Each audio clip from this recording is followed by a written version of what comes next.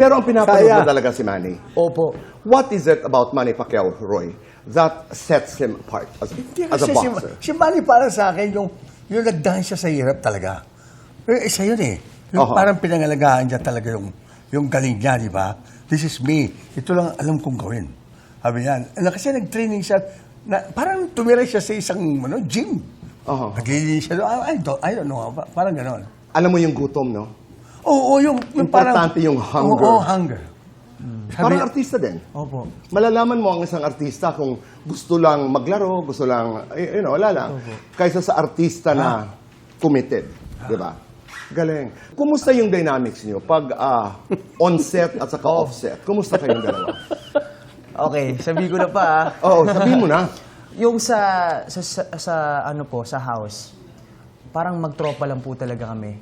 We're very close talaga sa bahay. Pero nasa set, professional tayo. Kaya nape-pressure po ako. Pumupunta po nagkakaroon ng stage father effect yung si Papa. And talagang pressure po ako. Pero good pressure kasi first time ko makasama si Papa eh. Talagang siya nag-aalalay sa akin, siya nagagabay sa akin. Kapag outfit, ang pangit na outfit, palitan nyo. Dapat ganyan. Ganun talaga, very critic po talaga si Papa kapag sa akin kasi first lead ko. Good stage father, in other Good words. stage. And you like it? Yeah, I like it. Pero boy yung si Direk L.A., no? Magaling si Direk L.A., sabi niya, siya nagtuturo. Siyempre, ang mga units niya, siyempre, nakakalam. Sa istorya, kung saan galing. Sabi ko, siya na yan, sabi ko. Opo. Kasi kasi baka, tama nga siya minsan, nagbibigay ako ng pointers eh. Pero, ang pointers ni Direk, iba. Pero hindi malayo. Ang ibig sabihin, kasi, maliit na ano lang eh, di ba? By millimeter lang yung sukatan dyan eh. Doon sa feeling. Diba? Pero ginagalang mo yun. Oo. Alam mo kung bakit maganda? Naiintindihan mo kasi ang trabaho ng isang director. Sabi ko, Oo. yan director, anak, kaya mo na yan. May eksena ba kayo sa serye? How is it? How is it doing a scene with your dad? First day po, nagkakailan takes po kami ni Papa. Kasi nabubulol po ako sa scene namin. Okay. Kasi sabi Dialogue. ko, yes, Papa. Ay, lolo pala. Kinahirapan po ako. Lolo! Ay, lolo pala. Lolo! Sorry, Lo. Okay. Lolo. Lolo! Hindi lolo, coach. Coach. Kasi ako nagtuturo. Ang ganda naman yung eksena doon.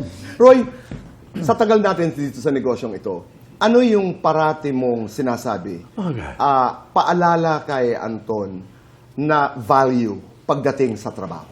Di ba, teacher boy? Yung kailangan, lahat yan kakausapin mo yan. Lahat yan hindi ka masyadong, kailangan mabait ka sa kanila lahat. Pare-pareho sila lahat. Huwag kang tumingin ng, kung sino man, utility, no? Importante lahat yan dito. Sabi ko. Tao ka, tao lahat yan. Sabi ko. Ito naman, Roy, kasi pinag-usapan natin yung boxing, pinag-usapan natin yung profesyon ng pag-arte. Ito'y hindi pwedeng hindi itanong. Kung meron ka namang mga leksyon na itinuro sa iyong anak pagdating sa panliligaw ng babae, ano ito? At ang tanong ko sa iyo, Anton, hindi ba nagsiselo si Charlie kay Shanti?